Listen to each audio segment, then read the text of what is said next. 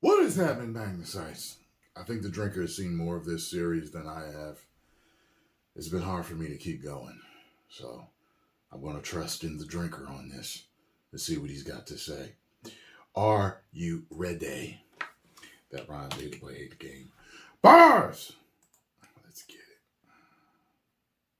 Truly in life, you reap what you sow. And in this case, the producers of Netflix's The Witcher have been reaping nothing but bad news for almost a year now. First came the disastrous news that Henry Cavill, by far the most popular element of the show, had decided to part ways with them over creative differences. Yes. Then the embarrassing failure of showrunner Lauren Hisrich's dream project, Witcher Blood Origins, which basically united the entire fan base in absolute mockery. Then there were the cratering ratings for season 3, which came and went with all the impact of a left hook from Warwick Davis. And finally, it all culminated in the recent news that the entire show has now been put on hold indefinitely due to the strikes in Hollywood and might never return at all. Oh no!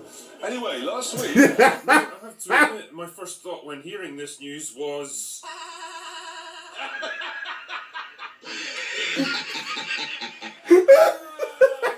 What I meant to say was, well, we tried to warn you. If Lauren Hisrich and her terrible chums are currently reaping nothing but failure and embarrassment, then the seeds of this calamity were actually sown years earlier with a series of creative decisions that basically guaranteed its doom. And if nothing else, well, perhaps we can turn this debacle into a learning experience on how not to launch a fantasy show. So join the drinker as I count down the top 5 terrible decisions that sealed The Witcher's fate. Number 1, the world building. One of my biggest criticisms of the first 2 seasons was their complete failure to establish a believable, well-defined world with understandable factions, geography and culture. Just like in my reviews, I'll direct your attention to Game of Thrones, which was basically a masterclass in quickly and efficiently setting up a fantasy world that felt believable and lived in. Within just a few short episodes, you understood exactly who the main factions were and what they wanted. By the way, I started reacting to season 1. Episode 1 is up, and episode 2 is up. So, YouTube memberships, and get over to Patreon to see my reactions. Game of Thrones, we getting this. Where they were based, what the geography of Westeros looked like, and roughly how long it took to get from one location to another. And most importantly, it stayed consistent. Well, at least until the final couple of seasons when everyone unlocked fast travel. In the world of The Witcher, though, everything just feels like it's been thrown together higgledy-piggledy into generic fantasy land with no definable geography, I've never heard that architecture, before. or climate. It makes no attempt to explain where cities and nation-states sit in relation to each other, or even what the overall layout of the world actually is. If a character has to get from Vizima to Novigrad, I don't know if that's going to take a day or a month because the show doesn't seem to know either. The fact that season 1 decided to tell its whole story non-chronologically, bouncing backwards and forwards by decades to tell and retell important events from different perspectives, only compounded the problem. And when your audience starts to lose track of what's actually happening, where and why, it's pretty difficult to keep them invested in your show. And the thing is, some of these problems of geography and culture could have been mitigated if it wasn't for... Number 2, the casting. The casting director for The Witcher, Sophia Holland, recently spoke about her thought process. I'm sorry, it's just so funny. And when he says the casting is when he shows her on in that messed up state. And it makes sense if you want to say the casting with it in word. Process for casting shows like this. Quotes. When you think about people's unconscious bias, especially in a fantasy world, it felt like these worlds were predominantly white. And I remember saying, I feel like we need to challenge what people think of as the standard of beauty. In other words, her overriding priority with the casting of The Witcher was to push her own personal political agenda, rather than casting actors that were consistent with the time and location where they appear.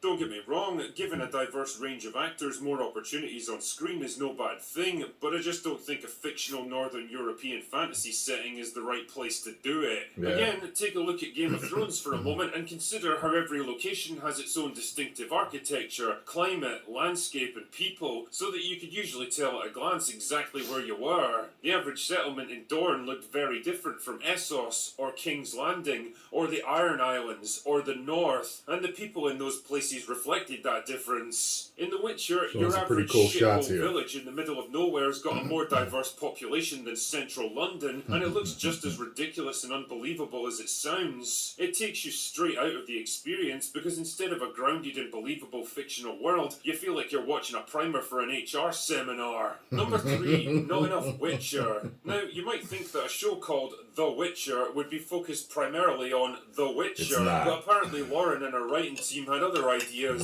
Yennefer was without doubt the narrative focus of Season 1, while Season 2 was all about Ciri learning to harness her powers, and as far as I understand it, Season 3 is about the two of them working together to girl boss their way out of every situation, which leaves Geralt kind of sidelined a lot of the time, either playing babysitter or being sent off on random side quests just to keep him occupied. And you know, I could never quite escape the feeling that the showrunners kind of resented his very presence, a feeling which turned out to be more accurate than even I could have predicted, which brings me neatly along to number 4, losing Henry Cavill. I'm just going to say it, Henry Cavill is quite possibly one of the most popular actors in Hollywood right now, likeable and down to earth, and a universally positive casting choice to play Geralt, bringing some much needed star power to the show. Unfortunately for the Witcher writers, he's also a massive nerd and a huge fan of the books and games, which is why he signed up for the show in the first place. In other words, he knows his stuff when it comes to the lore and characters, and you're not going to be able to bullshit your way out of conversations with him, and he's not shy about speaking up about it. I mean, damn man, he already did his best to warn us about what was coming. With the shift of the showrunner's vision, where it's an ensemble cast more so than a singular lead, and the perspectives is shifted to be almost more of a Cirilla Yennefer perspective. And so it's about finding my character's place within that vision and making sure that I do everything I can to be as faithful to the source material as possible within the structure set out for me. In other words, I've basically become a side character in my own show, but I'm going to do my best to try and make it work somehow. He said that in such a nice way, didn't he? Henry was so nice about that, he could have said it in a different way.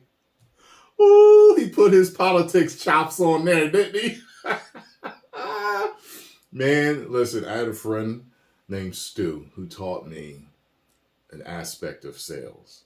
And it's a way of basically beautifying what you say to make things sound better than what they are.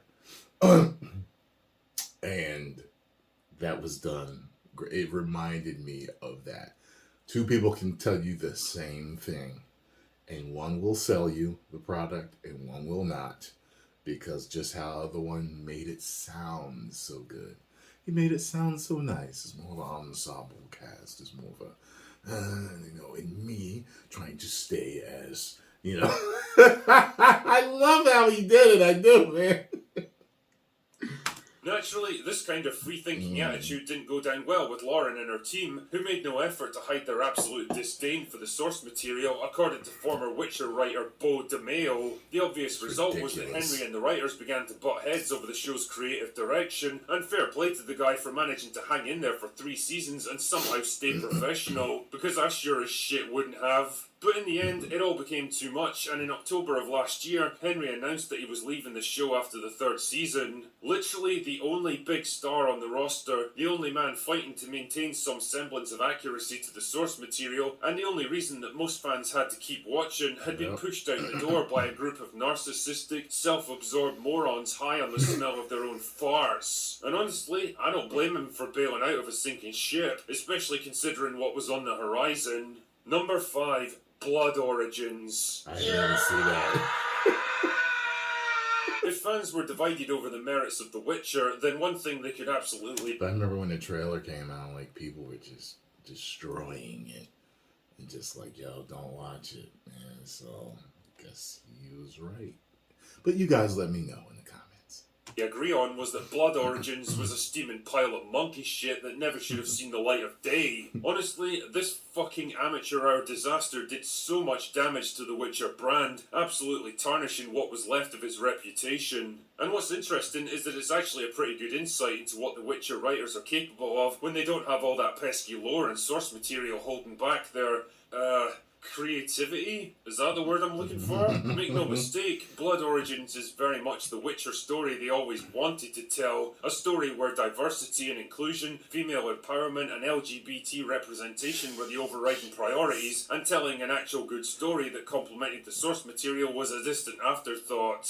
The upshot of all this bullshit is where we find ourselves right now, with a season 3 that almost nobody bothered to watch, a star that's now checked out of the production, a failed prequel series, and a massive question mark over the very future of the show. And you know what? I've got absolutely no sympathy for them, because the only people they have to blame for this are themselves. You guys had an open goal on this one, and you absolutely fumbled it. You fumbled it because you didn't respect the source material. You know, the thing that got you this show in the first place. Yeah. You didn't respect the main star, who could have been your biggest ally, but ended up becoming your biggest detractor because you refused to listen to him. And you didn't respect the fans, the people you needed to win over, and instead chose to mock and belittle them. And why did you do all of these things?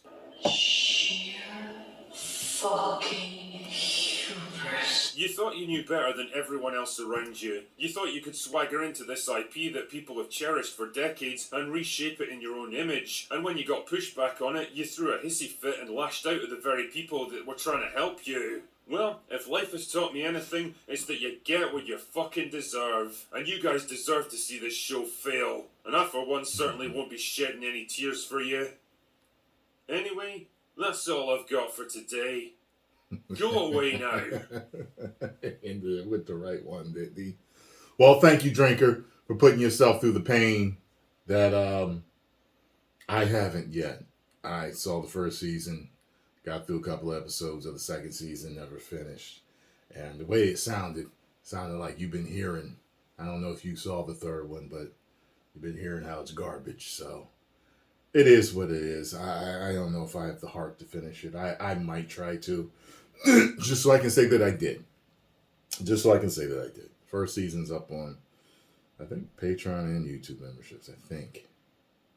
But if you guys want me to finish, let me know. I will try my darndest. By the way, several of you keep asking me to review They Cloned Tyrone. I don't feel like it. I saw it the other day. It was too long. It was convoluted.